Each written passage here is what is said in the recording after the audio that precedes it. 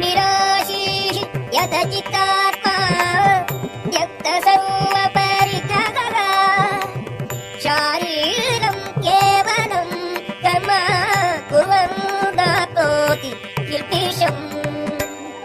ఫలాపేక్ష లేని అట్టి వ్యక్తి మనస్సును, బుద్ధిని పూర్తిగా నిగ్రహించి తనకున్న వస్తువులపై స్వామ్య భావనను విడిచిపెట్టుచు జీవితం యొక్క ముఖ్యములైన అవసరముల కొరకు మాత్రమే పనిచేయును. అట్లు పనిచేయుచు అతడు పాప ఫలితములచే ప్రభావితుడు కాక ఉండును.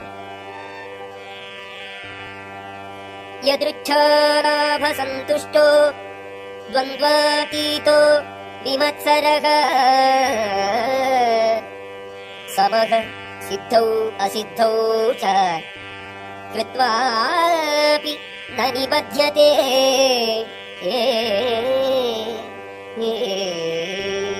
అప్రయత్నముగా తనంత తాను వచ్చు లాభముచే తృప్తి నొందినవాడును ద్వంద్వ